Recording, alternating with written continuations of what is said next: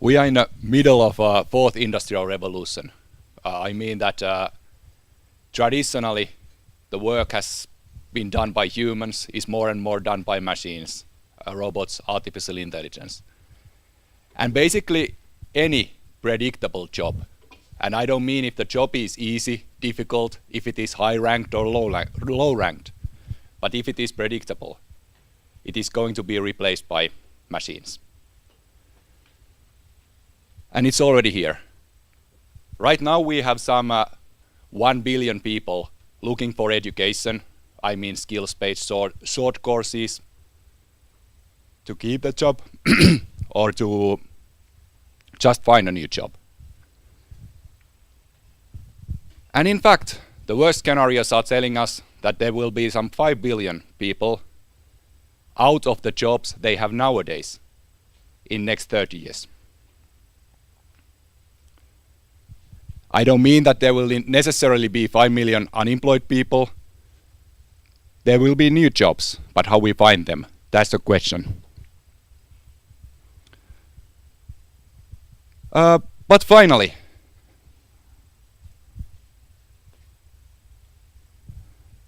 artificial intelligence is just a tool. We have generated it, and it will work how we want it to work. That's why we want to work it in a good way. And I mean identity point of view. The human identity is based on jobs. Only some 300 years. Before that, it's been based on the community and meaningful work. And that's what we want to bring with AI for people.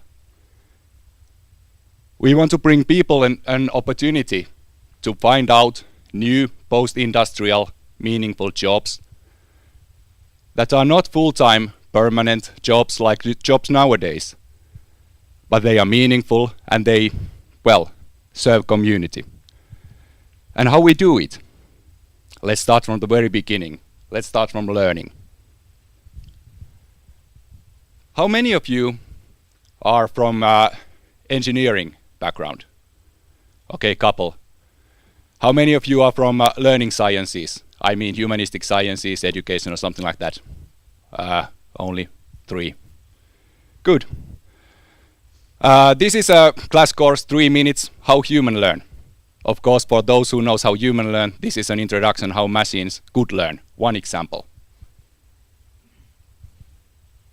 If we think a child that makes an observations, all of our learning is based on observations. We observe something, we conceptualize it, and connect it into our existing thinking. The child finds there is a creature swimming in the water, and it do have a tail. There is a concept of fish established. There is observations on creatures, water, swimming, and tail. And we can somehow represent it like a knowledge graph we discussed. Words related to each other. Same can be learned from text as well. When we read a sentence, fish swim in the water, we have a basic connection between fish, swimming, and water. And this is done by computer as well, doable for computer as well. The next sentence, fish do have a tail. We have exactly the same knowledge graph constructed by read sentences. And so the learning is not in a way that we have to either to take observations or read. We combine reading, we combine observations, we combine everything. But computers can read text. They maybe don't do observations like I do, or necessarily, definitely they don't do, but they can read text. And if our algorithm reads more sentences, like water in the river was clear, there is a water, river, and clear connected, and water in the harbor was polluted. Now water, harbor, polluted is connected.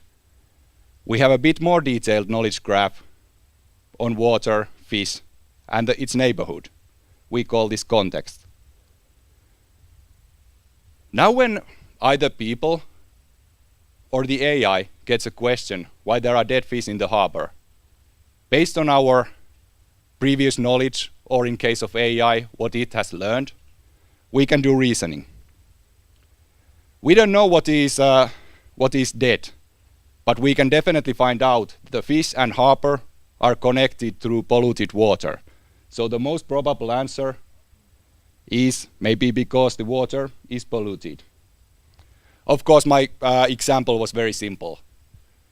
We have to read millions of sentences in order to get an understanding what language is about.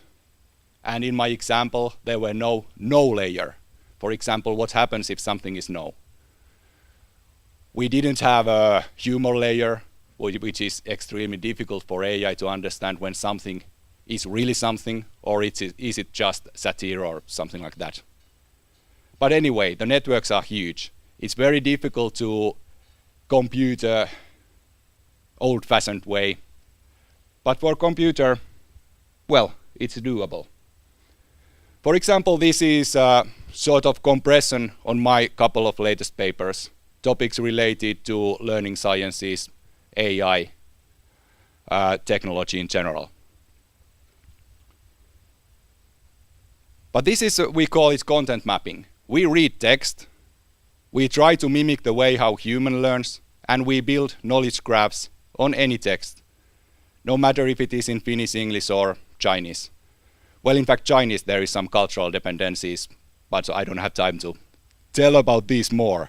But basically on any language. Easy task, for example, legal documents. We have a typical contract. For a lawyer, it's very important to understand the relations between a paragraph to the other agreement, as well as the relations of some statement to previous cases to points on law. Now when we can build a knowledge graph on any paragraph, and we have built a knowledge graphs on, well, the law, we can easily map which paragraphs are related to what inside the document and outside the document as well. And so the lawyer can be way more productive when he or her or she or his or her assistant don't have to find all this information for the lawyer. So the AI can be very productive assistant in this kind of cases. We can also build maps about curriculums. This is very important, our bigger goal point of view. This is a knowledge graph on robotics and AI course in one university. These are the core concepts. The curriculum point of view, the curriculum view is not typically a wide understanding, because curriculum in higher education describes the key elements, what it is about, the core concepts. And so this is the core concepts. And based on this knowledge graph, we can find news that are exactly related to topic we are searching. Not based on keyword search, but based on meanings. There must be the context involved, there must be some words or the neighborhood words matching to the news.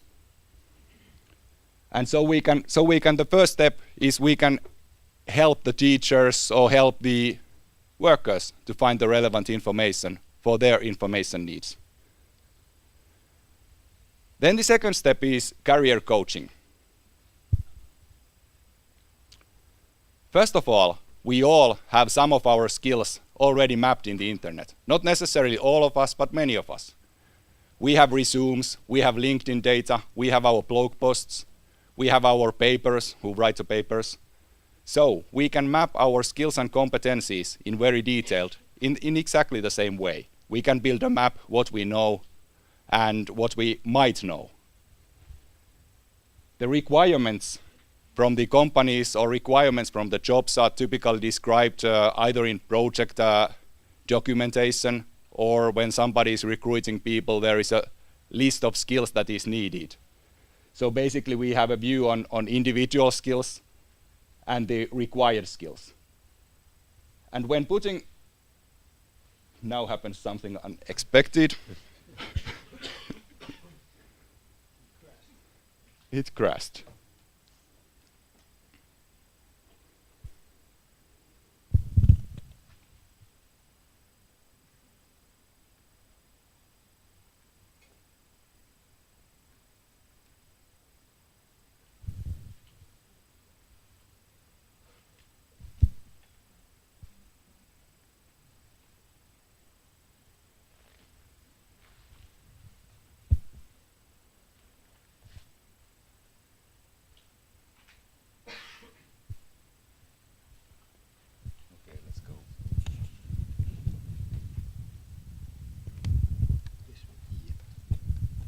Thank you. And when we put these data together, we can see from job point of view what skills I do have, what skills I'm missing. And in bigger picture, we can see that if we have my knowledge graph about my skills, we have a mapping about some area what I'm applying to. For example, artificial intelligence and robotics. We can see that in my fictive case, I have very good publications on area of learning sciences and artificial intelligence, but very little on robotics. Some words on cloud computing. But we can easily map out what we can do, what we need to do more. So in my case, I need to learn robotics in order to get good understanding on AI and robotics. Maybe the most important part we need in order to provide people this career coaching, the, let's say, possibility to find new jobs, new careers, is microlearning. As I told, there are some 1 billion people looking for education right now. They don't have it because there is no such education. There is no courses on any topic. There is no teachers. There is no materials for find those education. And the only way to produce that education is artificial intelligence. Because we don't have, right now we don't have enough money for building a better educational system. When we have billions of more people looking for education, how we can imagine we do this without AI? So that's why we have built a process where artificial intelligence can build skills-based microlearning on any given topic. It starts in a way that first we do knowledge mapping on given base document. Maybe it is a curriculum view, maybe it's just a book, or just description that today I want to learn fishing in Norwegian coast. Well, we build a first knowledge graph, then we do a validation on it. Validation, well, the knowledge graph from the first mining could look like this. This is artificial intelligence from one book. And we can validate it against several ontologies. Like in Finland, we have these general ontologies maintained by the semantic computing team and National Library. But we have other ontologies like Wikipedia. Wikipedia can be seen as an ontology because there are links out and links in. So basically we can read Wikipedia like two-way links. But validating our document-based ontologies, document-based knowledge graph with these kind of ontologies, we find a balance where we can be pretty sure that we have found the most important core concepts and their relations. And we have a neighborhood that is quite reliable based on not only one document, but also existing ontologies. And to that ontology, or that knowledge graph, we start to connect content. For example, this case is our soccer coach. How many times Finland has been in World Championships? We need AI to do that. So our AI has learned the national coaching material for small kids. It has been validated against Wikipedia. And finally, the open content is connected to that knowledge graph. And artificial intelligence, or in fact the bots, are lecturing these content to kids. So basically this is adaptive learning added with AI and chat user interface. The coach bot will give you exercises that fits your needs. Not too difficult, not too easy, but optimal for you. Starting from somewhere, you have an extent what to learn. That's also important to understand where to start, where to go, what's the extent you are going to learn. And well, you just do the exercises on your own time, no matter if I'm in exercise 2 and my friend Simo is in exercise 20. We both are happy because we can learn at our own speed. But for a more serious way, of course, when Finland next time gets to World Championships, we think it's because our bots. But for a more serious way, if we want to enable people to find new jobs, we have to understand that anyone do have skills. We just have to map the skills.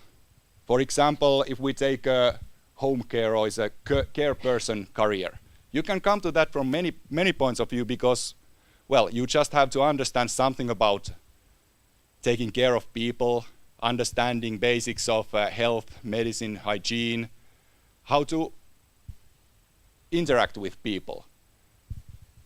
I don't mean nurse, I mean assisting level house care. We map our skills. There is a person who have a good skills in well, communicating with people, and some basic skills on understanding how to give medicines, how to take care of hygiene, and some basic understanding on just how to run these home care routines. The bot can, or the AI can make it visible, your skills, and suggest you some microlearning courses. For example, what is the basic hygiene? What is the basic medical calculations? How you make sure you give just the right medicines? And once again, I don't mean that we are educating nurses. It's different profession, just different type of work. And after you have done some microlearning, the right side phone, your skills has evolved. We can make it visible. You feel more confident on doing your work, maybe finding a new career. You just want to focus on discussing with people. Loneliness is one of the biggest problems in next 20, 30 years, so maybe just discussing with people can be a profession for a person who have good skills in that area. So basically, what we want to do, we know that there will be some 5 billion people may be unemployed in next 30 years. But we want to, with AI, we want to build a future where anyone can understand that everyone do have skills. They have access to personalized career coaching with skills-based microlearning. And so we want to encourage and empower them to find something new jobs, some new work to do. Because eventually, all the tools are products of our brains. How we use them depends on us. If we want to use them to generate more work, more job, that's okay. So I think we have to get rid of the discussion that AI is going to just take the jobs off. We have to also discuss that with AI, we can build new kind of jobs. Thank you.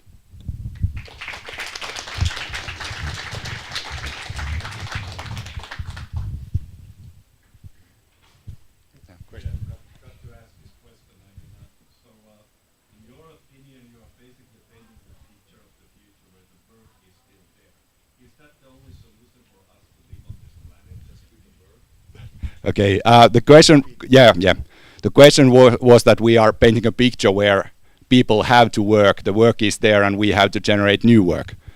To be honest, no. But it's not that simple because it requires different kind of mechanisms as well.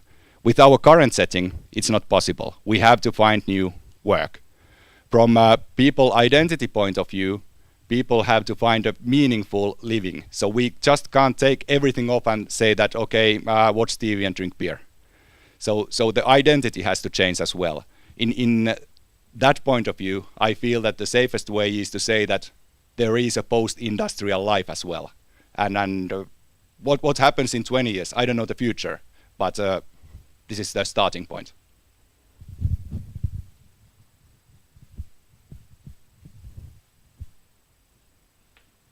Sectors of, you talk about like, caregivers now. Yeah. What other sectors have been like, experimenting with when it comes to like these new professions or occupations or something like that? Okay, the question was what other sectors we have thought than caregivers.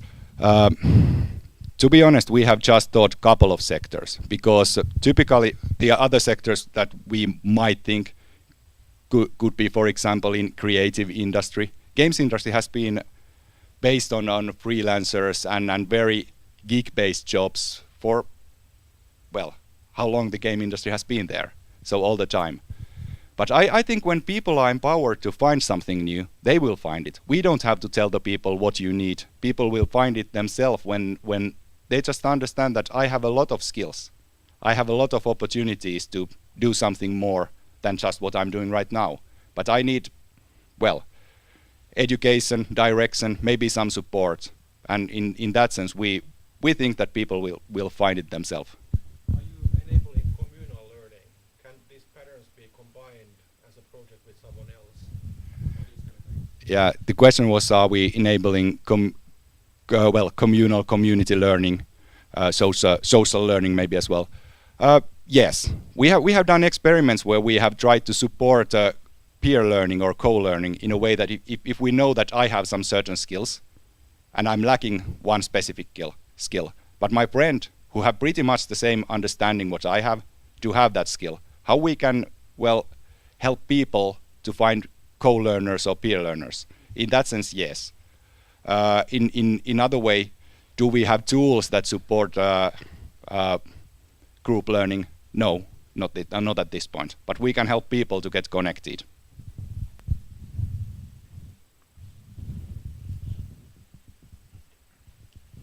Okay, thank you. Thank you.